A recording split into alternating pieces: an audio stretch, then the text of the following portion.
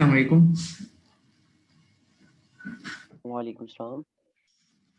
अच्छा, टोटल अभी क्या और कितने स्टूडेंट्स हैं खालिद? सर 18 है। चलिए आई थिंक हम 10 मिनट और वेट कर लेते हैं। चलो ठीक।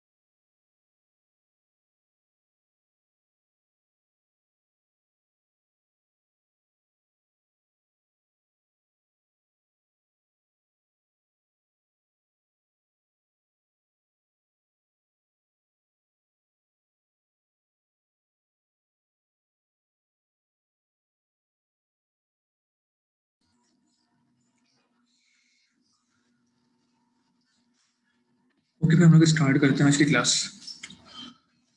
इसलिए आना होगा तो फिर आ जाएगा, नहीं तो स्टार्ट करते हैं। अस्सलाम वालेकुम सब लोगों को। तो सबसे पहले तो मैं अपना इंट्रोडक्शन दे देता हूँ कि मेरा नाम मोहम्मद मुबशिर अहमद है और मैं इस वक्त टेक फॉर लाइफ एंटरप्राइज में काम कर रहा हूँ एज असिस्टेंट मैनेजर। तो जो हमारी कंपनी है वो हम लोग रिसर्च एंड डेवलपमेंट में है। तो सही है ना। इसी तरह मैंने जो इंजीनियरिंग की है वो बायोमेडिकल इंजीनियरिंग में की है एनडी से 2016 के अंदर। उसके बाद मैंने मास्टर्स किया था इलेक्ट्रॉनिक्स इंजीनियरिंग में, वो भी एनईडी से किया था। तो मेरा मास्टर रिसेंटली ये जो जून में कंप्लीट हुआ था। अभी जो है जो जॉब हमारी वो रिसर्च एंड डेवलपमेंट की है। जो हमारी ऑर्गेनाइजेशन है वो रिसर्च की तरफ काम कर रही है। हम लोग अपने प्रोडक्ट्स खुद बनाते हैं इस वक्त। तो उसके अंदर मैं भी एज अ इंजीनियरिंग काम कर रहा हूँ रिसर्च एंड डेवलपमेंट में।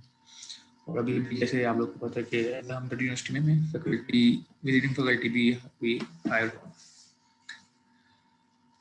इसके अलावा जैसे बताया था कि हमारा जो एफआईपी हुआ था उसके अंदर एक इवेंट होता है जो आप लोग को ये शायद पता हो, डाइस का, जो पूरे पाकिस्तान में भी होता है। तो उसके अंदर भी हम लोग ने अपना एफआईपी प्रेजेंट किया था, जिसके अंदर ओवरऑल जो फर्स्ट डाइस हुआ था ओवरऑल पूरे पाकिस्तान में, उसमें हमारी एफआईपी का जो था फर्स्ट पोजीशन आई थी। तो वो भी एक समहाउ रिसर्च की तरफ हमारी इसमें मुझे हेल्प मिली थी। तो ओवरऑल आप लोग बताइए कि आप लोग ने कितना पढ़ लिया है, ये क्या हुआ है।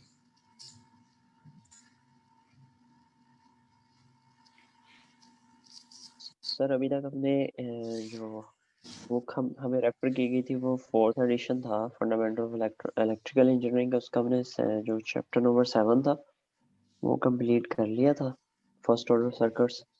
और सेकंड ऑर्डर सर्किट्स जो है वो स्टार्ट करना है, तो आप वहीं से स्टार्ट कर लें। और बाकी जो है वो साथ साथ हम फिर आपको बताते जाएंगे। एक मिनट जी सर। एक मिनट रुकिए, वेट। ओके।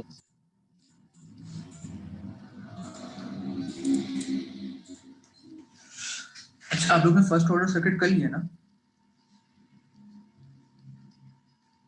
Yes sir. ठीक है, और मुझे एक चीज़ वो बताइएगा, आप लोग ने वो भी कर ली फ्रीक्वेंसी फ्रीक्वेंसी में जब हम लोग कन्वर्ट करते हैं सिग्नल्स को। मतलब ये अभी नहीं पढ़ा होगा ऑफ कोर्स, ये आप लोग ने पहले किया होगा इलेक्ट्रिकल इंजीनियरिंग में। नहीं सर। वो नहीं किया हुआ, ओके। हम लोग फेजर जी। पढ़ते हैं और जो हम लोग का सिग्नल होता है वो थीटा साइन ओमेगा थीटा किसमें फॉर्म में लिखे होते हैं, वो नहीं किया होगा आप लोगों ने, ठीक है। अच्छा, हाँ, एक तो चीज़ ये कि हमारे 48 क्रेडिट आवर्स हैं पूरे इसके अंदर। तो मुझे नहीं पता वो हमसे हो पाएगा या नहीं, क्योंकि मैंने जब भी आप लोग को ज्वाइन किया वो अभी से स्टार्ट किया। तो इसका हम लोग चेक कर लेते हैं कि हो पाएगा या नहीं, फर्स्ट थिंग। और सेकंड ये कि हम लोग कोशिश करते हैं कि जितना हमसे हो सकेगा हम उतना वो कर लेंगे, अपना टॉपिक कवर। 48 आवर्स होता है या नहीं। अभी मैंने ये डिसाइड किया है कि हम लोग अपना जो एजुकेशन मतलब जो स्टडी करेंगे उस पर करेंगे। मैं हफ्ते में 3 से 4 लेक्चर अपलोड कर दिया करूँगा, ठीक है। और एक फिर हर हफ्ते बाद एक उसका मैं लाइव सेशन ले लिया करूँगा। तो होगा ये कि जो लाइव सेशन होगा मतलब आप लोग रिकॉर्डेड सेशन देख लेंगे, उसमें जो भी क्वेश्चन होगा आप लोग का वो आप मुझसे फिर लाइव सेशन में पूछ सकते हो। फीजिए।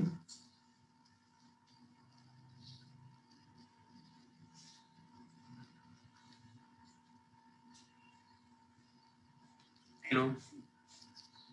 जी सर। ठीक है। तो अभी अगर आई बिलीव कि आप लोग के जितने भी सेशन रिकॉर्ड होके जो अपलोड हो रहे हैं वो आप लोग के पोर्टल पे होते हैं।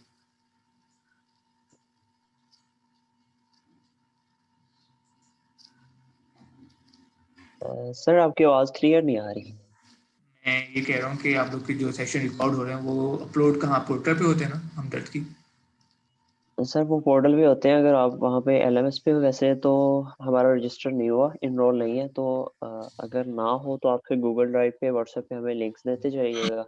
ठीक है। तो अभी भी मेरी भी आईडी नहीं बनी हुई आप लोग के एलएमएस पे, तो मैं जितनी भी है मैं कोशिश करूँगा, या तो मैं यूट्यूब पे अपलोड कर दूँ या मैं आप लोग को गूगल ड्राइव बना के लिंक्स अपलोड करता रहूँगा वहाँ पे। और हर हफ्ते में एक बता दिया करूँगा, जैसे आज आप कर लीजिए तो मैं लाइव सेशन की तरह मैं हमेशा लाइव सेशन के लिए करूँगा, कि जिसमें आप लोग के क्वेश्चन आंसर जो भी होंगे, जो भी क्वेरीज वगैरह होंगी, तो हम उसको वो देख लेंगे। ठीक है। Okay sir. और बाकी सर, जो हमने फर्स्ट सेमेस्टर का हमारा कोर्स था इलेक्ट्रिकल इंजीनियरिंग का, हमने उसमें बहुत बेसिक सा पढ़ा है। जैसे कैपेसिटर्स हमने तब नहीं पढ़े थे, हमने सिर्फ रेजिस्टर्स और डीसी सोर्सेज और ये करंट सोर्सेज पे ही काम किया था बस। तो कोर्स थोड़ा तब भी कम हुआ था, और इस सेमेस्टर में फिर ये है कि आपको वो थोड़ा सा साथ हमें लेके चलना पड़ेगा उसमें भी। हम लोगों ने वो भी नहीं किया था, क्योंकि वो तो इलेक्ट्रिकल इंजीनियरिंग के बेसिक में नहीं था आप लोग के पास? सर बेसिक्स में हमें इतना नहीं करवाया गया था, जिस तरह अभी हुआ है, तब भी टीचर इतना अवेलेबल नहीं थे फर्स्ट सेमेस्टर में।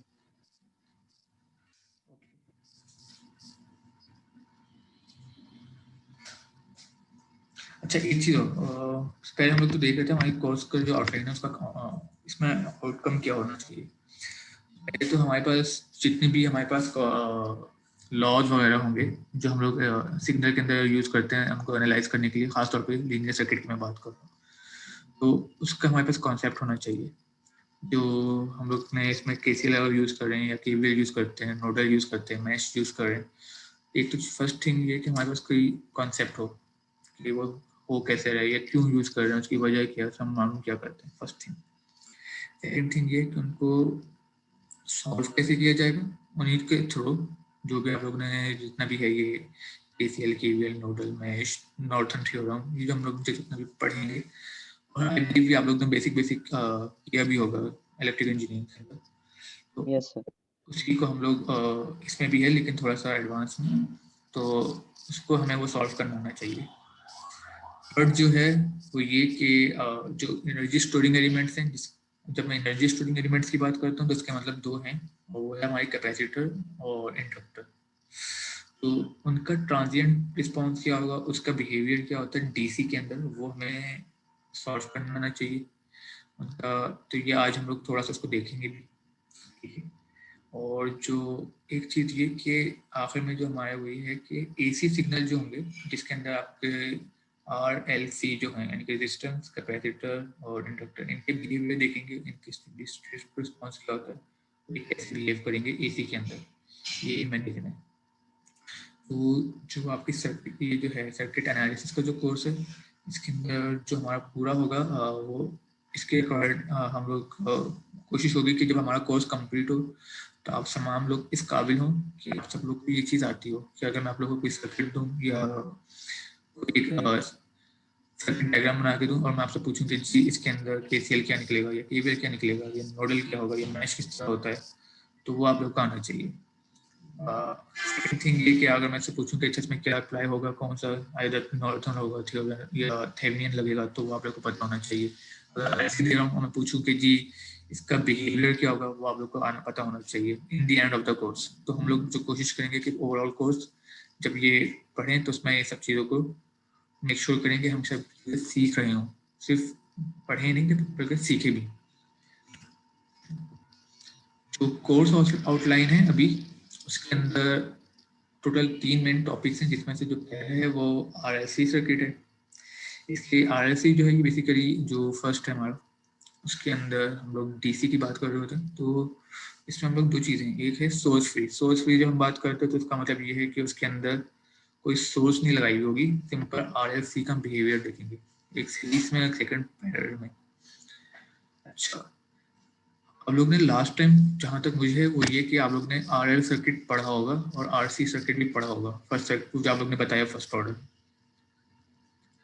तो सेकंड ऑर्डर क्या होता है, जब फर्स्ट ऑर्डर ये होता है कि जब इसमें एक आपका आइदर उसमें कैपेसिटर हो या इंडक्टर हो, वो फर्स्ट ऑर्डर में आ जाता है। मतलब उसमें एनर्जी स्टोरिंग एलिमेंट अगर एक हो तो वो फर्स्ट ऑर्डर है। लेकिन अगर हम उसमें दो एनर्जी स्टोरिंग एलिमेंट लगा दें, जैसे रेजिस्टर और कैपेसिटर दोनों आ जाए, तो वो आपका हो जाता है सेकेंड ऑर्डर। तो हम जब आर एस सी बोलते हैं, इसका मतलब है वो सेकेंड ऑर्डर हो जाता है। तो इसके अंदर आपके ये चीज़ आ गई, इसके अंदर इसके बिहेवियर हो गई, ओवर डैम हो गया, अंडर डैम, क्रिटिकल डैम, वो हमें देखना है। रेजोनेंस हो गया, कंप्लीट रिस्पॉन्स, अगर हम बैटरी लगा देते हैं उसके बाद क्या होता है, फिर आरएलसी सर्किट और फैक्टर कैलकुलेशन, ये एक अलग चीज़ है। लेकिन हमारा जो दूसरा टॉपिक है साइनोसॉइडल स्टेडी रिस्पॉन्स, जिसके अंदर ऐसा सीक्वेंस जिसमें साइन और कोसाइन आ जाते हैं, उनको हम कहते हैं साइनोसॉइडल स्टेडी रिस्पॉन्स। तो इसके अंदर वही जो आपको मैं अभी बता रहा था कि मैश कैसे लगाएंगे, नोडल कैसे लगेंगे, नॉर्थन थ्योरम या एविडेंस कैसे लगेगा, वो हमें चेक करना है कि वो सॉल्व कैसे होंगे, और उसका भी फिर एसी के अंदर आरसी के रिस्पॉन्स चेक करेंगे। आफ्टर जो हमारा वो कॉम्प्लेक्स फ्रीक्वेंसी आ जाता है, जिसके अंदर जेड और वाई हम लोग को फाइंड करना होता है, उनका रिस्पॉन्स चेक करना होता है। और फिर हम लोग ने जो जैसे रेजिस्टेंस होता है, इसी तरह का होता है, एडमिटेंस होता है, इम्पीडेंस होता है, इन सब की भी चीज़ें देखनी होती है। तो हम लोग कोशिश करेंगे कि जितना भी हमारे पास टाइम बचा है, वो उसके अंदर हम इसके अंदर मैक्सिमम चीज़ों को कवर कर सकें। तो मेरी कोशिश ये होगी कि हम लोग एटलीस्ट कॉम्प्लेक्स फ्रीक्वेंसी के अंदर उनकी जो है बेसिक तो हम लोग कंप्लीट करें, और इन दोनों को तो कंप्लीट हम लोग को सीखना ही सीखना। तो अगर मैं गलत ना हूँ तो हमारे पास जस्ट एक ये वीक पड़ता है, सेकेंड वीक और फाइव के टोटल 4 वीक। तो टोटल इस वीक को मिला के हमारे पास टोटल 6 वीक है जस्ट। इसलिए मेरी कोशिश ये होगी कि मैं रिकॉर्डिंग सेशन ज़्यादा से ज़्यादा लेके अपलोड करूँ, और हर हफ्ते एक जब रिकॉर्डिंग सेशन अपलोड कर दूँ तो वो आप लोग वॉच कर लेंगे, उसको देखेंगे, समझेंगे, और फिर उससे रिलेटेड जो क्वेश्चन होगा वो हम लोग फिर लाइव सेशन पे कवर कर लेंगे।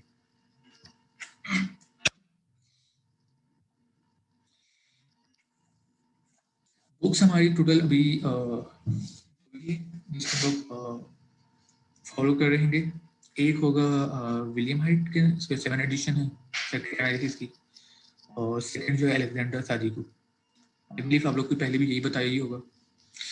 तो जो विलियम हाइट है वो it's good like from the theory point of view, अगर आप लोग ने थ्योरी से पढ़ना है यानी कि, तो विलियम हाइट। लेकिन अगर मैं न्यूमेरिकल्स की बात कर रहा हूँ, मैं न्यूमेरिकल्स के लिए मैं अलेक्जेंडर सादिकू को फॉलो करूँगा। थ्योरी आप दोनों जगह से पढ़ सकते हैं अगर थ्योरी पढ़ना है, लेकिन जो न्यूमेरिकल्स है वो मैं अलेक्जेंडर सादिकू को फॉलो करूँगा। तो हम लोग के जो न्यूमेरिकल्स हैं वो इसी को डिक्टेट करेंगे हम लोग। दोनों के मेथड अलग अलग हैं। सादिकू का जो मेथड है, अलेक्जेंडर सादिकू में जो मेथड है वो ज़्यादा फीजिबल है और ईजी भी है।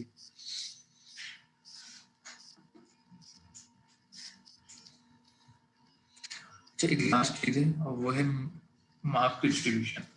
तो आप लोग की जो फाइनल है वो 50 मार्क्स के हैं,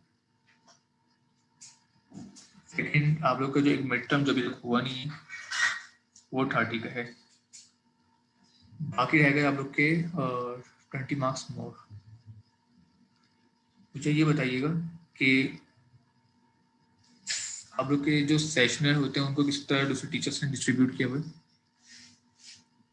सर वो सेशनल जो होते हैं वो डिस्ट्रीब्यूट होते हैं क्विजेस और या असाइनमेंट्स में। वो टीचर पे डिपेंड करता है वो किस तरह लेना चाहता है। तो वो ठीक है, हमारा एक असाइनमेंट हो चुका है, वो ड्राइव पे पड़ा हुआ है सारी क्लास का। ओके। क्या प्रेजेंटेशन तो भी मेरे ख्याल से कोई नहीं ले रहा होगा, या लेते हैं? जी सर, ऑनलाइन में प्रेजेंटेशन उन्होंने रोकी हुई है, वो नहीं कर रहे। कुछ स्टूडेंट्स इंटरनेट की वजह से आते नहीं है। ठीक है। तो इस तरह हम क्या करते हैं कि मैं आप लोग के टोटल 3 क्विज ले लूंगा और 3 असाइनमेंट्स। तो एक आप लोग कह रहे हैं कि हुआ है, तो 2 और हो जाएंगे असाइनमेंट, और टोटल 3 क्विज और ले लेंगे, जिसमें से बेस्ट ऑफ 2 हो जाएगा। तो हो गई ये, वो टोटल सबके 5 मार्क्स के हो जाएंगे। तो इस तरह ये होगा कि आपके क्विज के टोटल बन जाएंगे इस तरह 10, और असाइनमेंट के भी टोटल 10 हो जाएंगे इस तरह। तो 30 प्लस 10 10 50। इस तरह आपके मिड टर्म में जो सेशन हो जाएंगे, 2 क्विज हो जाएंगे, बेस्ट 2 में ले लूंगा।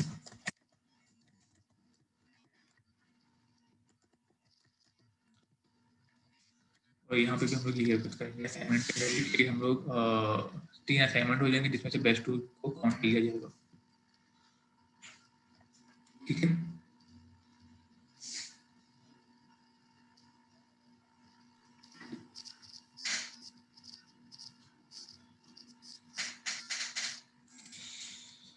अच्छा, किसी का कोई क्वेश्चन तो नहीं है यहाँ पे?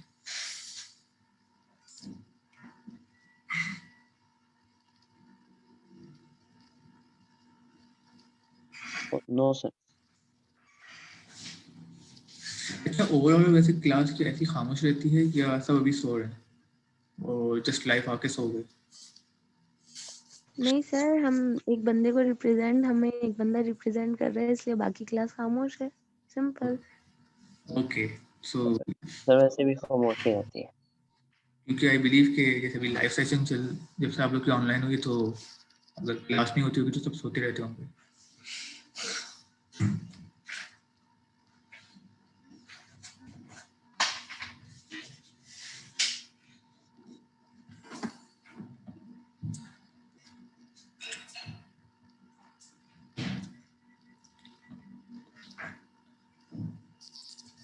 अच्छा, एक मैं पहले थोड़ा सा इंट्रोडक्शन में पूछ रहा हूँ। पहले तो मुझे ये बता दें कि कितने लोग मेडिकल से, प्री मेडिकल से? सर सब sir pre medical. Pre medical की है सर। मैं प्री इंजीनियरिंग का कोई भी स्टूडेंट नहीं है। प्री इंजीनियरिंग का कोई भी नहीं, सब प्री मेडिकल में।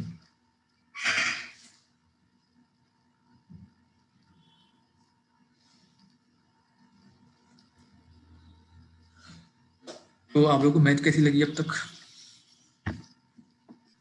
सर डील करना काफी मुश्किल है, लेकिन कर रहे हैं, क्या कर सकते हैं, क्योंकि ना हमने फर्स्ट ईयर में पढ़ी ना सेकेंड ईयर में पढ़ी। वही मैथ जो हम मैट्रिक से पढ़कर आ रहे हैं अब कंटिन्यू हुई है, तो काफी मुश्किल हो रहा है, लेकिन कोई बात नहीं।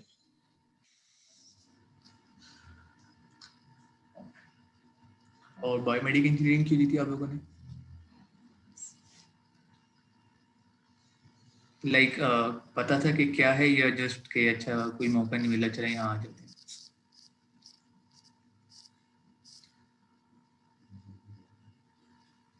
तो थ्रू आउट द फील्ड देखा था तो आइडिया नहीं था कि अंदर इतनी ज्यादा मैथ है।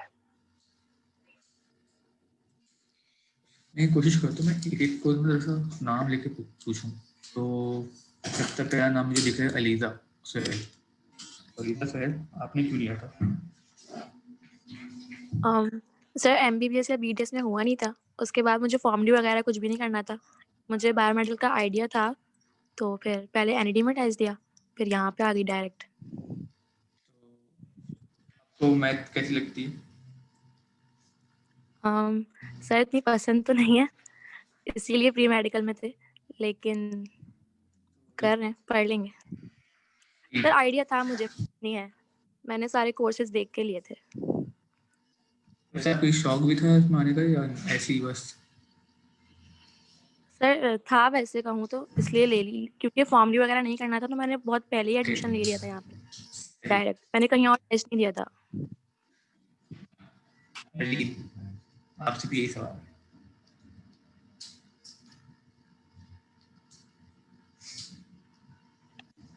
सर मुझे तो कहीं पे भी एडमिशन मिला नहीं, तो मैंने फिर ले ली, सिंपल। बायोमेडिकल इंजीनियरिंग में मुझे बिल्कुल भी अंदाजा नहीं था इस कोर्स का। मेरे 2-3 दोस्त हैं इस फील्ड में, लेकिन मुझे बिल्कुल भी अंदाजा नहीं था।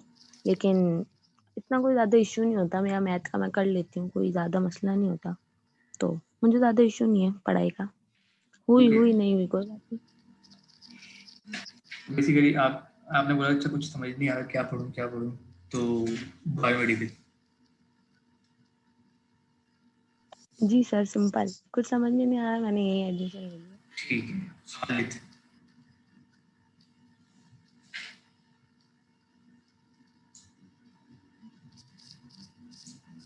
खालिद मालिक, आपसे भी यही सवाल है।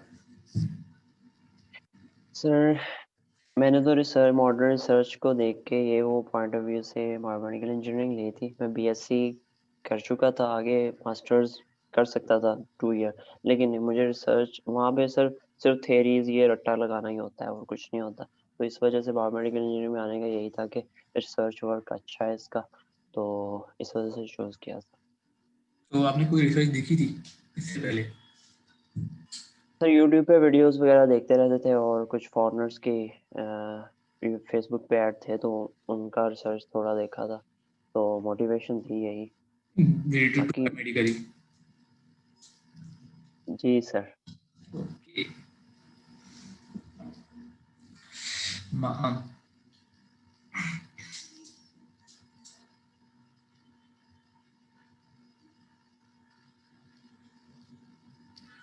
महामारी। ओके। सर ये मुझे फील्ड सही लगी इस वजह से ले लिया।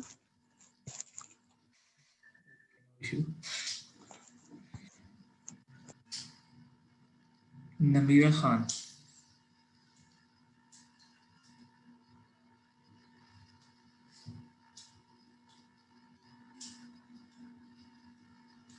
अस्सलामुअलैकुम sir, I take this field as my mother's wish. मुझे पसंद थी और मेरे कजिन्स ने भी करी हुई है, तो इसलिए। मैथ पसंद है या नहीं?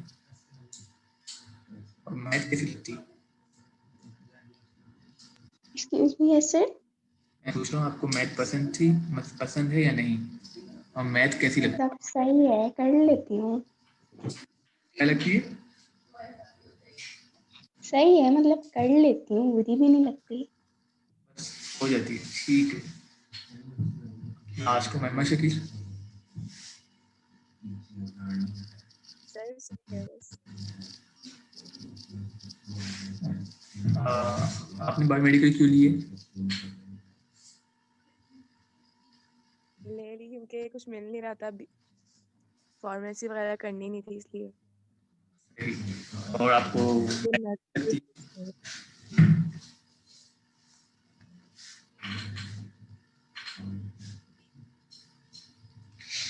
अच्छा, वैसे जब हम लोग एनडी में थे तो हमारे पास भी टीचर आते थे, वो पूछते थे आप लोग ने बायोमेडिकल क्यों ली सबसे। तो मेजॉरिटी ऑफ द स्टूडेंट्स जो थे वो यही बोल रहे होते थे सर के, टीचर को हम लोग यही बोलते थे कि हमें कुछ समझ नहीं आता या हमारे पास ऑप्शन नहीं थे तो हम लोग ने बायोमेडिकल ले ली। तो आप लोग को मैं ये देखता हूँ तो वो भी यही है समहाउ कि सर वो एमबीबीएस में फार्मेसी में नहीं मिला तो biomedical. All biomedical is good field. ये कि एक आपको इलेक्ट्रॉनिक्स की तरफ जो है थोड़ा मोर फोकस है हमारे यहाँ पे जो पाकिस्तान के अंदर है, इसलिए वहाँ पे मैथ और जो आपके इलेक्ट्रॉनिक्स कंपोनेंट है वो आपकी स्ट्रॉन्ग जरूर होनी चाहिए अगर आप लोग बायोमेडिकल में सर्वाइव करना चाहते हैं। एक चीज़ सेकेंड, अगर आप यहाँ पे even with in the field की अगर मैं बात करता हूँ जो पाकिस्तान के अंदर जो फील्ड है, तो बायोमेडिकल की आप लोग जॉब्स पे आते हैं तो वहाँ पे ज़्यादातर सेल्स होते हैं, सर्विस होते हैं, दो चीज़ें हैं। या तो फिर हॉस्पिटल में भी in short somehow it's sales service, sorry. तो जब आप सर्विस की तरफ होते हैं तो फिर ऑफकोर्स आपको अपनी इलेक्ट्रॉनिक्स की तरफ या हार्डवेयर जो है आपका वो स्ट्रॉन्ग होना चाहिए। सेल्स की तरफ होते हैं तो फिर आपको प्रेजेंटेशन आपकी स्किल होनी चाहिए और थोड़ी बहुत knowledge. Presentation is more important. तो समहाउ अगर किसी को कोई रिग्रेट हो तो वो ना ही करे तो अच्छा है, क्योंकि मूव करें सीधे साथी। इट्स गुड, नॉट ना बैड। और अगर आप बाहर मुल्क की तरफ जाते हैं तो biomedical is top, one of the top. तो बाहर जाना चाहते हैं इवन फॉर द स्टडी और फॉर द जॉब तो द बेस्ट फील्ड है। पाकिस्तान में ये कि इसकी थोड़ी डिमांड कम है, बट स्टिल जितने भी लोग हैं सब ना कुछ जॉब करती है बायोमेडिकल और है, हो रही है अलहमदिल्ला से भी। लेकिन स्टिल अभी भी आती रहती है, इवन इन कोरोना वायरस से भी जो हो रहा था तो जब लोगों को सबको निकाला जा रहा था तो थी बायोमेडिकल की जॉब्स थी, क्योंकि वो हेल्थ ऑर्गेनाइजेशन कभी भी बंद नहीं होती, हमेशा ऑन सर्वाइव करती है। आज हम लोग मेरा कोई सॉरी आज तो मैं इतना नहीं पढ़ाऊंगा, तो मैं थोड़ा सा मुझे कम पढ़ाना है। मैं कोशिश करूँगा एक टॉपिक पढ़ाने की, और वो आप लोग का यही है RSC सर्किट मुझे पढ़ाना था, तो उसको हम लोग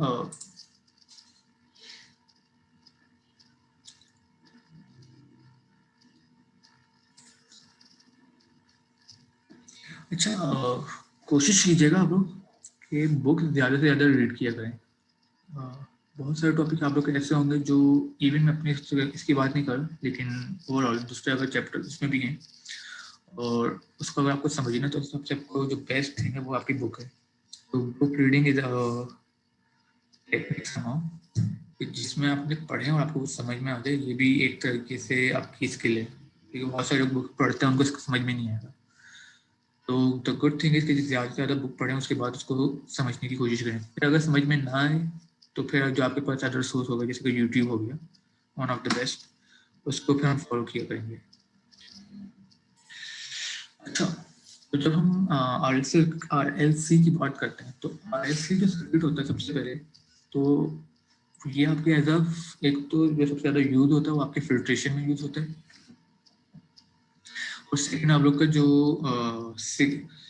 ये जो सिग्नल्स होते हैं जिसके अंदर रेडियो सिग्नल्स हो गए या फ्रीक्वेंसी जनरेटर सिग्नल्स हो जाते हैं, वहाँ पे सबसे ज़्यादा एक तो यूज होती है, जैसे कि कम्युनिकेशन नेटवर्क, वहाँ पे RLC सिग्नल यूज हो रहा होता है आपके। तो दो चीज़ के अंदर बहुत ज़्यादा, एक तो एम्पलीफिकेशन हो गया और दूसरा आपके जो कम्युनिकेशन के सिग्नल्स हो गए, इन चीज़ों पे। तो हम लोग ने लास्ट टाइम जिस तरह आप लोगों ने लास्ट टाइम पढ़ा होगा, RL को पढ़ा, RLC को पढ़ा, दोनों फिल्टर्स थी। अब नाउ हम लोग क्या करते हैं कि तीनों को कंबाइन कर देते हैं, तो वो बन जाते हैं RLC। अगर पैरेलल में लगा हुआ तो इसका मतलब पैरेलल हो गया, अगर सीरीज में है तो सिंपल सीरीज में। तो इन दी स्टार्ट हम लोग क्या करते हैं, उनका बिहेवियर चेक करेंगे RLC का, और उसमें से हम लोग सोर्स को हटा देते हैं। जब हम सोर्स हटा देते हैं इट्स मीन कि वो सिर्फ और सिर्फ नॉर्मल RLC रह जाता है, इसलिए हम उसको सोर्स फ्री। जब सोर्स को हटा देते हैं और हम RLC को देखते हैं तो हमें इसका नेचुरल बिहेवियर पता चलता है सर्किट का, यानी कि एक सर्किट का नेचुरल बिहेवियर क्या है। तो हमें इसमें से सोर्स निकाल हटा के उसका RLC देखेंगे और फिर देखेंगे कि आइदर ये डैम्प है, ओवर डैम्प है या क्रिटिकल डैम्प है। तो हम लोग इसके बाद फिर चेक करते हैं ओके कि जब भी हमने RLC यानी कि उसकी जो कॉन्फ़िगरेशन की है सेट, वो कैसी है हमारे को पता चलेगा।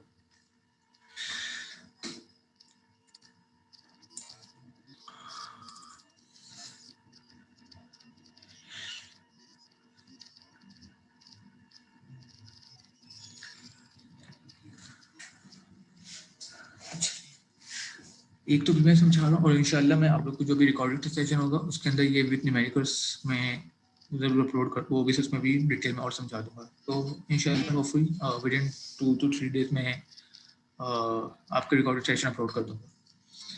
तो हम लोग स्टार्ट ही करते हैं कि जब हम ये बात करें कि मैं बोलता हूँ कि जी RLC सर्किट, तो हम ये एज्यूम करेंगे स्टार्ट में कि इसमें एनर्जी आएगी। वैसे तो हम ये कहते हैं कि जी एनर्जी इनके अंदर एनर्जी स्टोरिंग एलिमेंट आपके कौन कौन से हैं। एक तो सबसे पहले इंडक्टर हो गया और सेकंड है कैपेसिटर। तो हम ये एज्यूम करते हैं कि हमारे RLC सर्किट के अंदर ये इन दोनों में चार्जेस एनर्जी ऑलरेडी स्टोर्ड है। अब आप क्या देखेंगे कि एनर्जी ड्रॉप कैसे हो रही है, ठीक है ना।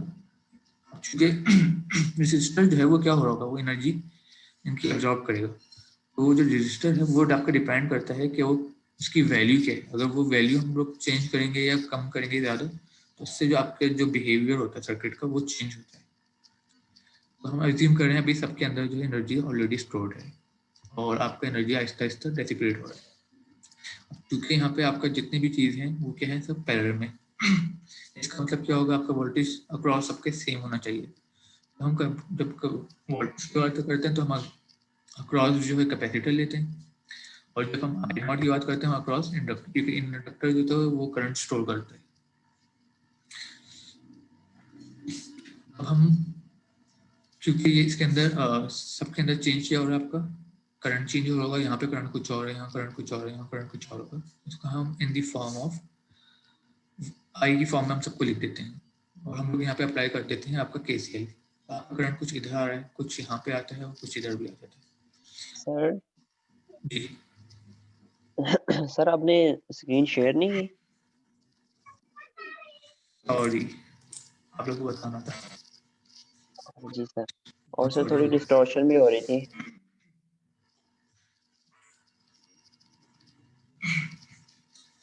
अच्छा, डिस्टॉर्शन के लिए मैं उसको थोड़ा सा बर्दाश्त कर ले। मैं नेक्स्ट टाइम जो है मेरा हेडफोन चेंज हो जाएगा, तो अभी इसकी वजह से हो रहा है। ठीक है बैठिए।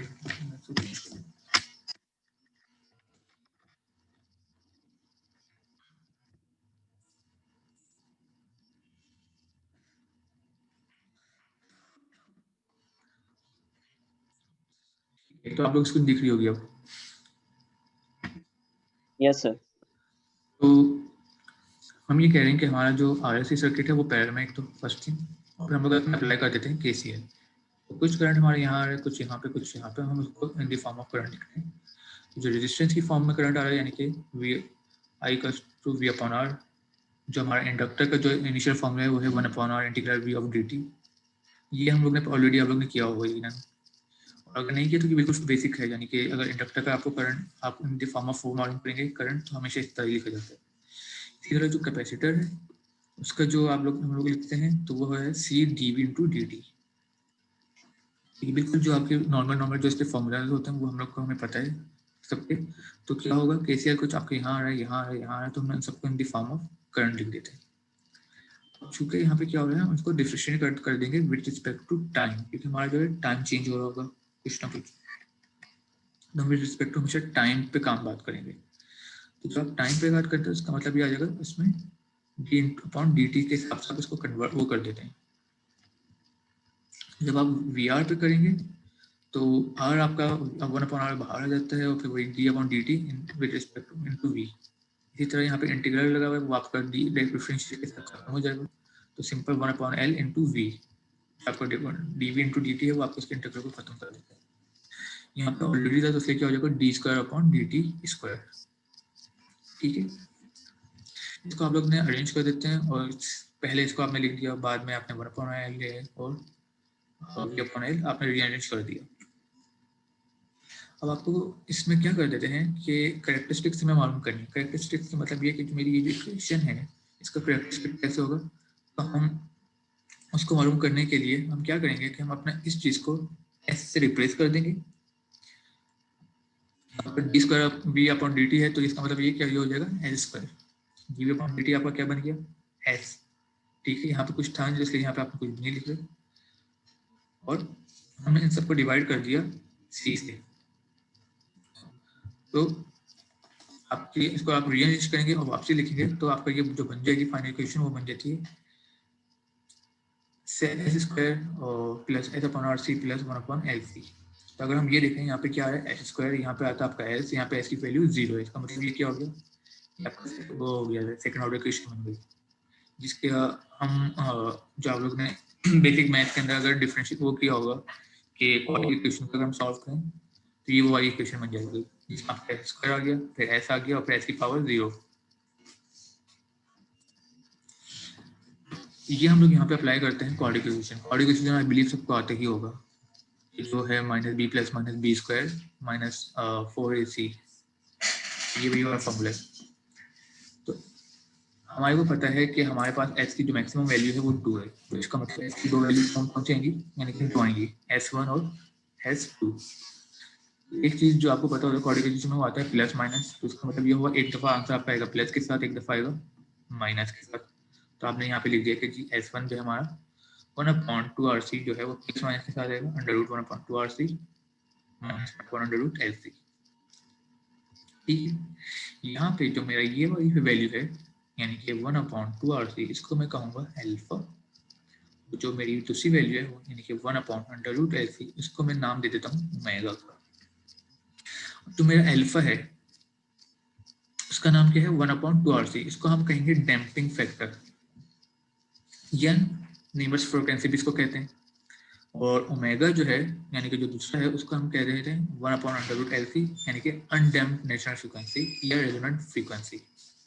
तो आपकी वेव बनेगी हमेशा, इसमें मेक श्योर इसमें जो आपकी वेव में जो ऑस्किलेशन प्रोड्यूस करेगा वो ये ओमेगा नॉट करेगा, और जो उस सिग्नल को जो आपको डैम्प करेगा यानी कि इसको जो वापस स्ट्रेट लेके आने की कोशिश करेगा वो आपका अल्फा करेगा, हो गया आपका डैम्पिंग फैक्टर। इसी तरह और जो सेकंड आपका ओमेगा नॉट है वो क्या हो जाएगा आपका अनडैम्प यानी कि नेचुरल फ्रीक्वेंसी। ये आपकी ऑस्किलेशन प्रोड्यूस करेगी, ये आपकी जो हो जाएगी उसको दबाएगी यानी कि नॉर्मल डैम्प करेगी। इन जगहों पे मैंने अल्फा लगा देता हूँ, यहाँ पे भी अल्फा और ये ओमेगा नॉट। तो आपकी S1 और S2 जो हो गए उसका जो आपकी वैल्यू निकलेगी फॉर्मूले के through -alpha plus minus √α² - omega naught. ठीक है, ये तो वो हो गए जो आपके रूट से आपको पता चलेगा। अच्छा S1 S2 क्या है आपके, ये वो हो गए टाइम कांस्टेंट आ जाते हैं, ठीक है ना, इसमें कंफ्यूज मत होइएगा। तो इससे आपको पता चलेगा कि आपके सर्किट का बिहेवियर क्या है। अभी हम लोग पैरेलल में कर रहे हैं, सीरीज में भी यही होगा। सीरीज के अंदर हम लोग सीरीज के हिसाब से इसको सॉल्व करेंगे, फिर अगेन S1 S2 की 2 वैल्यूज आएंगी, ठीक है। उसके अंदर भी S1 S2 आपका यही निकलेगा, लेकिन अल्फा की वैल्यू कुछ और होगी और ओमेगा नॉट की वैल्यू कुछ और होगी, तो आप उसको उसके हिसाब से सॉल्व करेंगे। अब हमें ये देखना है कि जी पहले डैम्प कब होगा, ओवर डैम्प कब होगा और क्रिटिकल डैम्प कब होगा, ठीक है। अब मुझे ये पता है कि मेरा जो अल्फा है वो डैम्पिंग फैक्टर है। अगर अल्फा आपका ओमेगा नॉट से बड़ा हो जाए, यानी कि डैम्पिंग फैक्टर नेशनल फ्रीक्वेंसी से बड़ा हो जाए, तो वो क्या कहलाएगा, ओवर डैम्प, सिंपल। तो अल्फा यानी कि 1/2RC, अगर वो बड़ा हो जाए आपके 1/√LC से, ठीक है, तो आपका आंसर क्या हो जाएगा, यानी कि जो आपका बिहेवियर होगा सर्किट का वो क्या होगा, ओवर डैम्प, ठीक है। तो जो आपके रूट्स होंगे वो नेगेटिव हो जाएंगे या रियल और अनइक्वल होंगे, एक तो दोनों आपस में बराबर नहीं होंगे, दूसरे के होंगे उनकी वैल्यूज रियल होंगी, ठीक है।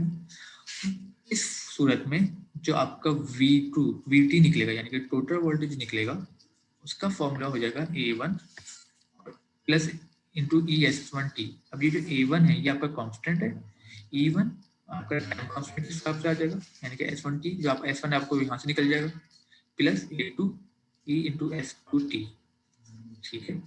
A1 और A2 हम लोग हमेशा न्यूमेरिकल्स में निकाल के देखेंगे कि कैसे निकलेगा, उसके अंदर हम इनिशियल कंडीशंस रखते हैं। लेकिन S1 और S2 जो है आपका, वो आपके जो आपका RLC की जो वैल्यूज है उससे निकल आएगा। हमेशा जब भी हम न्यूमेरिकल की बात करेंगे तो हमेशा हमें पहले मेक श्योर करना है कि हमारा S1 S2 क्या है, या अल्फा ओमेगा की हम बात करेंगे कि जी अल्फा और ओमेगा क्या है। तो हमारा जब अल्फा आएगा और ओमेगा आएगा तो हमें से पता चलेगा कि आइदर वो ओवर डैम्प है, क्रिटिकल डैम्प है या अंडर डैम्प है। जब हमें पता चलेगा कि जी ओवर डैम्प है लेट्स से, तो हमारे को पता है हमारा वोल्टेज का फॉर्मूला ये हो जाएगा, यानी कि VT का A1 ES1T plus A2 ES2T, ठीक है। A1 A2 आपको मैं बता रहा हूँ कि जी टाइम कांस्टेंट। सेकंड कंडीशन क्या होगी, मेरा अल्फा और ओमेगा क्या हो जाए आपस में बराबर हो जाएंगे, दोनों की वैल्यू हो जाएगी बराबर, तो अल्फा बराबर हो जाएगा ओमेगा नॉट से। इसको हम कहते हैं क्रिटिकली डैम्प, ठीक है। जिसके अंदर यानी कि कंडीशन वही होगी 1/2RC बराबर हो जाएगा √1/√LC के। अब आपके रूट्स क्या हो जाएंगे, नेगेटिव होंगे, रियल होंगे और इक्वल होंगे, ठीक है ना। यहाँ पे अनइक्वल था, यहाँ पे इक्वल, क्योंकि दोनों बराबर हो गए। अब आपका जो अल्फा होगा दोनों तरफ, यानी कि F1 S2 आपका सेम होगा, तो उसके लिए आप उसको क्या लिख देते हो, VT आपका बराबर हो जाएगा E माइनस अल्फा T और A1 प्लस A2 T। ये आपका फॉर्मूला बन जाता है VT, यानी कि टोटल वोल्टेज आप निकालेंगे केस 2 के पॉइंट ऑफ व्यू, यानी कि क्रिटिकल डैम्प के लिए, तो आपको VT simple E minus alpha T हो जाएगा A1 plus A2 T into T। आखिरी कंडीशन क्या बचती है कि जब हमारा अल्फा ओमेगा नॉट से छोटा हो जाए, तो अंडर डैम्प में क्या हो जाएगा, अल्फा क्या हो जाएगा, ओमेगा नॉट से छोटा। 1/2RC जो है वो छोटा हो जाएगा किससे, माइनस 1/√LC, ठीक है। अब होगा क्या, जो आपके रूट्स बनेंगे वो आपके कॉम्प्लेक्स हो जाएंगे, कॉम्प्लेक्स कौन हो जाएंगे with negative real part. Sorry, यहाँ पे हमें पता चल रहा है कि ये जो हमारा पार्ट है अल्फा, ये अब छोटा हो गया और 1/√LC बड़ा हो जाएगा, ठीक है ना। तो इसलिए जब आपके वो बनेंगे रूट्स, वो कॉम्प्लेक्स होंगे, ठीक है। तो उस वक्त आपकी जो वैल्यू बनेगी वो बनेगी E minus alpha T A1 cos omega dt plus A2 sin omega dt। अब ये जो ओमेगा dt है इसको हमें निकालना पड़ेगा, ये डैम्प फ्रीक्वेंसी कहलाती है जो कि उसकी वैल्यू है √omega not minus alpha not. First हमेशा मेक श्योर करना है कि जब भी आपने RLC सर्किट देखा तो आपको ये देखना होगा कि आपका R की वैल्यू क्या है, L की वैल्यू क्या है, C की वैल्यू क्या है, और फिर आपने इसमें से ये निकालना है कि इसमें अल्फा क्या है और ओमेगा नॉट क्या है, ठीक है। जैसे ही आपने अल्फा और ओमेगा नॉट निकाल लिया तो अब आपने ये देखना है कि आइदर आपका जो सर्किट है वो डैम्प है, ओवर डैम्प है या क्रिटिकली डैम्प है। तो आपने ये निकाल लिया, पता चल जाएगा आपको कि जी मेरा सर्किट आइदर ओवर डैम्प है, क्रिटिकल डैम्प है या अंडर डैम्प है तो अब हमारे को उस हिसाब से बीटी निकालना होगा। बीटी है सबका, आपको फॉर्मूला पता है कि जी अगर इसका फॉर्मूला है तो क्या होगा, ओवर डैम्प का क्रिटिकल डैम्प का फॉर्मूला क्या है, और अंडर डैम्प का फॉर्मूला क्या होगा। अगर अंडर डैम्प है तो मेक श्योर कि हमें ओमेगा डी भी निकालना पड़ेगा। अगर आपको लेट्स से अंडर डैम्प है तो अंडर डैम्प का फॉर्मूला क्या है, W D equals to under root omega not minus alpha square. अच्छा, जब हम इनका ग्राफ बनाते हैं तो आपका जो ओवर डैम्प होता है, जब आपसे तय हुआ था उस समय मैंने क्या कहा था कि एलसी की जो वैल्यू है वो कम हो जाएगी, आर की वैल्यू आपकी समझे से ज्यादा हो गई, तो जो ग्राफ बनेगा वो एक थोड़ा सा टाइम ज्यादा लेगा इस हाई पॉइंट यानी कि एम्पलीट्यूड तक पहुंचने के लिए, और उसके बाद वो फॉल आउट होता है। उसके अंदर जो टाइम है मतलब एम्पलीट्यूड पे पहुंचने के लिए वो ज्यादा होगा इन ओवर डैम्प। इसके बाद क्रिटिकल डैम्प होता है जिसके अंदर आपको जल्दी से एम्पलीट्यूड पे पहुंचता है और फिर फॉल आउट हो जाता है। और थर्ड जो है अंडर डैम्प। अंडर डैम्प मतलब आर की वैल्यू कम है, एल की वैल्यू ज्यादा है। एल आपका हमेशा ऑस्किलेशन प्रोड्यूस करता है, तो हम ये कह रहे हैं ऑस्किलेशन प्रोड्यूस करेगा तो उसका मीन क्या होगा कि वो जल्दी से एम्पलीट्यूड आपका पहुंचेगा, फिर जो आपका स्टेबल होने में उसके अंदर उसको टाइम लगता है। जैसे आप देख रहे हैं क्योंकि ऑस्किलेशन प्रोड्यूस हो रही होगी ज्यादा से ज्यादा, तो इसका मतलब वो ऑस्किलेशन प्रोड्यूस होने में जब स्टेबल होगा उसमें टाइम लगेगा।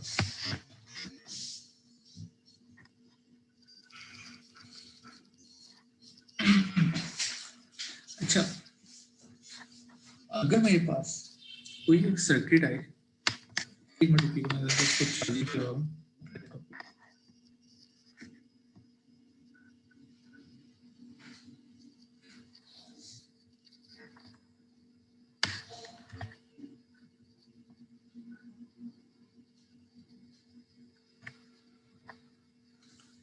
ठीक है, तो अगर मैं ये कहता हूँ मेरे पास एक सर्किट है और आपको पता चल गया कि इसके अंदर आर एल की वैल्यू क्या है, सी की वैल्यू आपको पता है, आर की वैल्यू आपको नहीं पता, और मैं आपको ये कहता हूँ कि इसको इस तरह डिजाइन करें कि आपका सर्किट जो वो ओवर डैम्प हो जाए। ठीक है, तो हमें ये पता है कि ओवर डैम्प के लिए क्या मतलब है कि अल्फा मेरा बड़ा हो जाए ओमेगा नॉट से। ठीक है, अल्फा की वैल्यू आपको पता है 1/2 आरसी है और ओमेगा नॉट की वैल्यू है 1/√LC।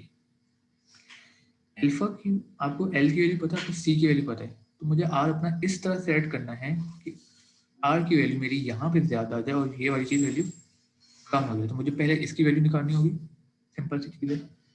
फिर मुझे अपना आर इस तरह सेट करना होगा कि मेरा अल्फा बड़ा हो जाए। इट्स मीन कि मेरा जो आर होगा हमेशा सर्किट के अंदर वो डिजाइनिंग के अंदर मेरे को हेल्प कर रहा होगा कि मैं अपना रेजिस्टेंस इंडक्टर को और कैपेसिटर को कांस्टेंट रखूंगा, तो मैं अपना आर की वैल्यू को अप एंड डाउन करूंगा। तो मैं देखूंगा कि अगर मैं आर की वैल्यू बढ़ा रहा हूँ तो वो ओवर डैम्प हो रहा है, क्रिटिकल डैम्प होगा या अंडर डैम्प होगा। हमेशा हम आर को ऊपर नीचे करके अपना जो उसका बिहेवियर होगा सर्किट का उसको सेट करेंगे। जैसे आप लोगों ने सर्किट एक बनाया और सर्किट आपको पता चला कि वो जी क्रिटिकली डैम्प है, और मैं कहता हूँ कि नहीं मुझे क्रिटिकली नहीं, मुझे तो ओवर डैम्प चाहिए। हम क्या करें सर्किट में ऐसे कि वो ओवर डैम्प हो जाए। हमें पता है कि अल्फा जो है वो ग्रेटर होना चाहिए ओमेगा नॉट से, हम आर की वैल्यू इस तरह सेट करेंगे कि वो ओमेगा नॉट से बड़ी हो जाए। ये चीज की कॉन्सेप्ट को समझ लीजिएगा। अल्फा एल अगर और मैं सी आपको दे दूं और मैं आपसे पूछूं कि डिजाइन करें अपना सर्किट इस तरह कि आपका सर्किट इधर ओवर डैम्प हो, क्रिटिकल डैम्प हो या अंडर डैम्प, तो कंडीशन आपको गिवन होगी। लेट्स से अगर मैं कहता हूं क्रिटिकल डैम्प हो तो आपको पता है अल्फा क्या है और ओमेगा क्या है। आपको अल्फा और ओमेगा की वैल्यू आपको पता होगी, तो आप अपना ओमेगा की वैल्यू निकाल सकते हैं इजीली। क्यों? क्योंकि आपको पता है कि ओमेगा जो है वो मेरा बराबर है 1/LC के। अल्फा की वैल्यू आप में से आर की वैल्यू आपको नहीं पता, तो हम इसको मेक श्योर करेंगे कि हमारी तो इस वैल्यू से बड़ी हो। ठीक है, तो हम अपना आर इस तरह सेट करेंगे कि वो ओवर डैम्प के लिए इससे बड़ी हो जाए। अगर मैं कहता हूँ सर्किट में क्रिटिकल डैम हो तो हम मेक श्योर करेंगे कि हमारा आर इस तरह हो कि अल्फा और ओमेगा दोनों क्या हो जाए, हमारे बराबर हो जाए।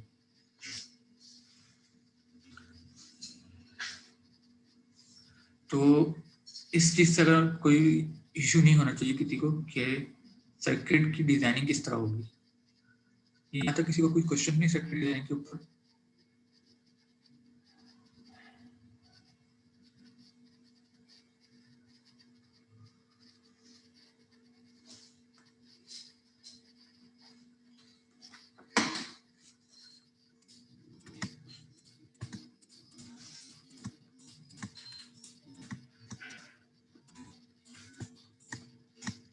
ठीक है, इसका मतलब कोई क्वेश्चन नहीं।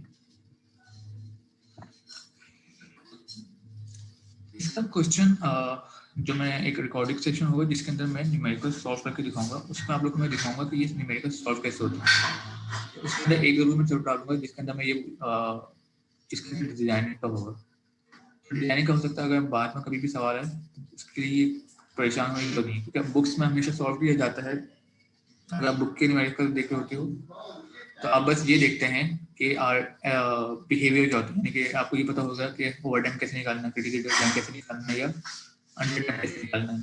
या आपको अगर RLC दे दिया गया तो आप इससे फिर आप VT निकाल लोगे, अगर आपको पता है कि भाई आपने जब ये निकाल लेंगे फिर आपको फौरन से VT भी निकल जाएगा।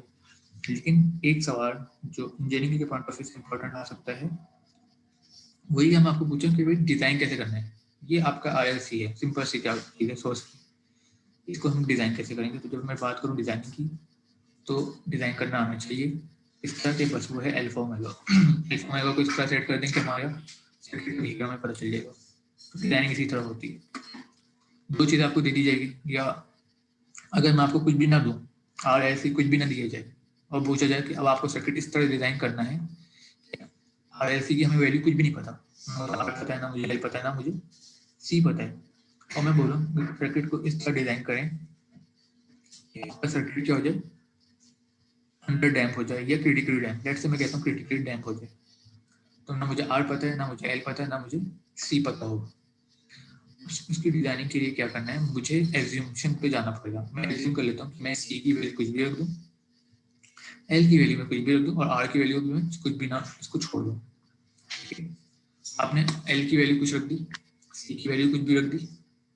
लेट्स से L आपने रख दिया 1 हेनरी, C रख दिया आपने 10 माइक्रोफैराड का, ठीक है ना, यहाँ पे भी C आ जाएगा 10 माइक्रोफैराड। इसको आप सॉल्व करेंगे, इसकी कुछ वैल्यू आपको आ जाएगी। ये सॉल्व नहीं हो पाएगा क्योंकि आपके पास R अभी आपने सेट नहीं किया।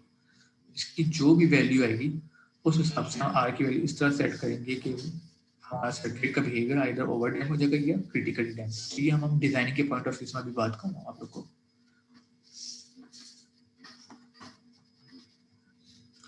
डिजाइनिंग का एक क्वेश्चन मैंने हाइट के अंदर देखा था, आई थिंक उसको भी हम लोग अगर देख लें भी तो अच्छी बात होगी।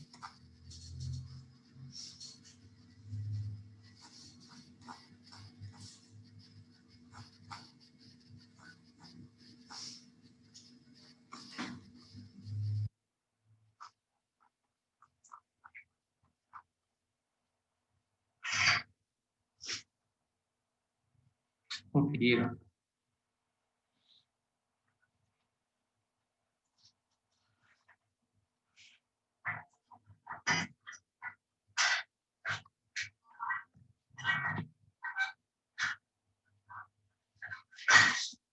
ओके, उन्होंने एक सवाल आया है, हमें RS3 सर्किट हमारे पास जिसके अंदर हमारे पास इंडक्टेंस की वैल्यू पता है हमें और कैपेसिटी की वैल्यू पता है, ठीक है।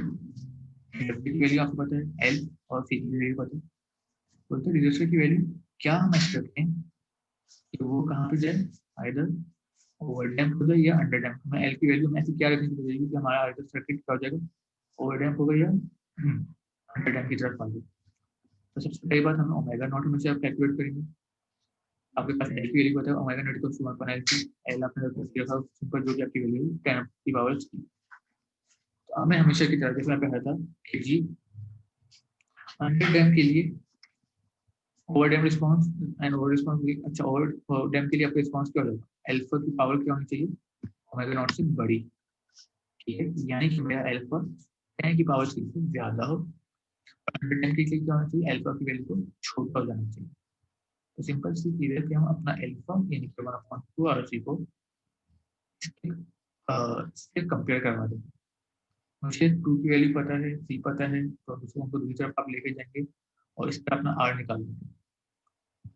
R है, आप उसकी वैल्यू निकाल के मालूम कर सकते हैं कि आइदर आपका सर्किट का R की वैल्यू क्या होनी चाहिए कि वो सर्किट का बिहेवियर चेंज कर देगा, क्या आइदर वो ओवरडैम्प बनाएगा या R की वैल्यू बड़ी है तो अगर वो ओवरडैम्प करेगा, अगर छोटी होगी तो अंडरडैम्प कर देगा। ठीक है, ये डिजाइनिंग का क्वेश्चन आता है कि डिजाइन किस तरह करना है। मैं आपको पूछूं डिजाइनिंग का, तो हमेशा मेक श्योर कि आप लोग को डिजाइन किस तरह करने के लिए R की वैल्यू से हम लोग खेलते हैं।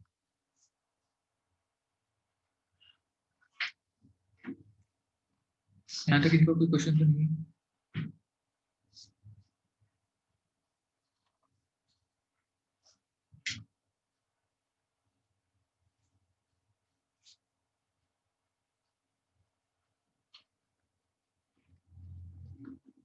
ठीक है, मैं जिम कर रहा हूँ, कोई क्वेश्चन नहीं है। अच्छा, तो मैं आज की अपनी जो हमारी आज का जो मैं अपना कोर्स अभी यहीं तक रखता हूँ। फिर मैं अपना जो कोर्स है बाकी वो उसके तरफ ले जाऊँगा। क्या कहते हैं, रिकॉर्डिंग की तरफ आ जाऊँगा। तो जो लोग अभी आए हैं उनको मैं फिर एक दफ़ा बता देता हूँ। कुछ 2 या 3 लोग नहीं आए थे। ये सबसे पहली चीज़ जो हम लोग सेशनर्स ले रहे हैं तो वो ये कि 50 आपका टोटल है, 30 आपके मेल हो जाएंगे। असाइनमेंट के लिए टोटल 3 असाइनमेंट होंगे जिसमें से बेस्ट ऑफ 2 काउंट होगा, और क्विज के लिए भी 3 हो जाएंगे जिसमें से बेस्ट ऑफ 2 काउंट होगा। उसके बाद जो आपकी क्लासेस होंगी उसके अंदर, क्योंकि मैं बिट से आया हूँ तो मैं कोशिश करूँगा कि ज़्यादा से ज़्यादा रिकॉर्डिंग सेक्शन रिकॉर्ड करके उनको अपलोड करूँ। तो वैसे अगर मैंने इस हफ्ते कुछ 3 से 4 रिकॉर्ड सेशन अपलोड कर दूंगा तो वो आप लोगों ने देख लेना। नेक्स्ट वीक एक लाइव सेशन होगा, हर वीक यानी कि एक लाइव सेशन होगा जिसके अंदर जितने भी रिकॉर्डेड सेशन होंगे उससे रिलेटेड आपके जितने क्वेश्चन होंगे उनको हम उसमें क्वेश्चन आंसर ले लेंगे और उसको वहीं पे एक दफा समझा भी दूंगा। ठीक है, तो ये हमारा पैटर्न होगा इसको पढ़ने का। कि अभी जैसे इस वीक अगर मैं कोई 3 रिकॉर्ड सेशन आपको अपलोड कर देता हूँ तो आप 3 देख लेंगे। नेक्स्ट वीक मैं आपको एक लाइव सेशन दे दूंगा, उस लाइव सेशन के अंदर जिसके जो सवाल होंगे वो वहाँ पे पूछ सकता है और जिसको जो पूछना है वो वहाँ पे हो जाएगा। तो इस तरह ये होगा कि जो हमारे सर लाइव सर आप ये वाला टॉपिक जो आपने पढ़ाया है ना, काइंडली प्लीज रिकॉर्डिंग सेशन में ये भी दोबारा से डिमॉन्स्ट्रेट करिएगा, क्योंकि हमें कुछ भी समझ में नहीं आया। आप मतलब आप जिस तरीके से समझा रहे हैं इस तरीके से तो बिल्कुल भी समझ में नहीं आएगा, क्योंकि हम लोग सर वो हमें बेसिक्स बिल्कुल भी ज़्यादा क्लियर नहीं है। तो काइंडली हमें थोड़ी सही तरीके से डिमॉन्स्ट्रेट करें ताकि हम जो है इसको भी समझ सकें और कवर कर सकें। आप लोग ने एल और सी पढ़ा हुआ था? आप लोग ने, क्योंकि मैंने आप लोग की कोर्स आउटलाइन देखी है उसके मुताबिक इलेक्ट्रिकल इंजीनियरिंग में ये कोर्स हो चुका है जो बेसिक है। सर वो इलेक्ट्रिकल इंजीनियरिंग में कोर्स आउटलाइन में है, लेकिन उतना नहीं करवाया गया था। ठीक है, मैं काम ये करता हूँ कि मैं कोशिश करता हूँ कि जो रिकॉर्डिंग है उसमें थोड़ा सा उसको पीछे से लेके आऊँ। ठीक है, यानी कि अलग से एलओसी को भी इंक्लूड कर दूँ आपके रिकॉर्डिंग सेशन में। और सर वो कोर्सेज पिछले सेमेस्टर वाले हम थोड़े थोड़े अभी भी पढ़ रहे हैं। जैसे मैथ है, हमें फर्स्ट सेमेस्टर की बेसिक मैथ हमें इस सेमेस्टर में दोबारा पढ़ाई जा रही है। ओके ओके, चलिए ठीक है, मैं समझ गया हूँ। तो क्योंकि आप सब लोग का मेडिकल का बैकग्राउंड है तो मैं इस चीज़ को उसमें ले आता हूँ कि रिकॉर्डिंग के अंदर थोड़ा सा डिटेल कर देता हूँ। लेकिन फिर इस मेक श्योर कि आप लोग रिकॉर्डिंग जरूर देख लीजिएगा, क्योंकि अगर वो लंबी है या जो भी हो तो उसको काइंडली उसको नोटिस कर लीजिएगा ओके सर। ताकि जब मैं नेक्स्ट वीक लाइव सेशन की तरफ आऊँ अगेन आप लोग की जो सवाल हो वहीं पे पूछ लीजिएगा।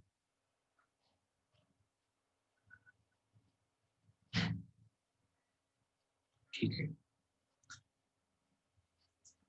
तो इंशाल्लाह इस मीन कि अब मैं यहाँ पे हम लोग अपना सेशन एंड करते हैं।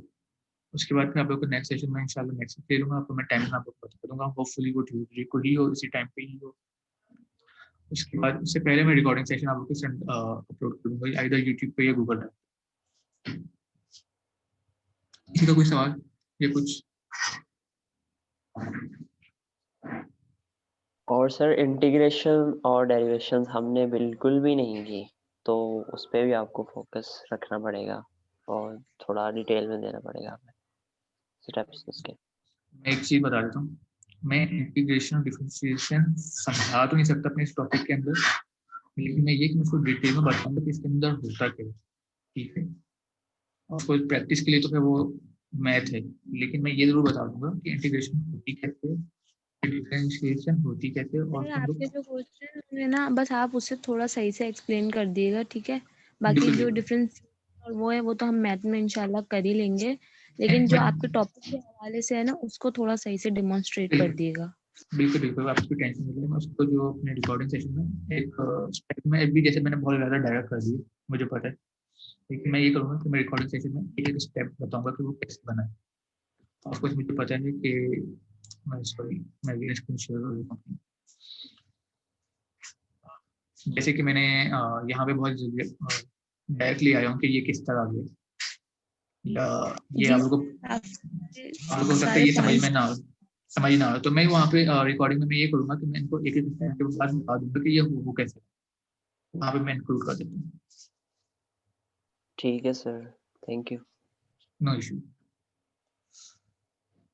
कोई और सवाल?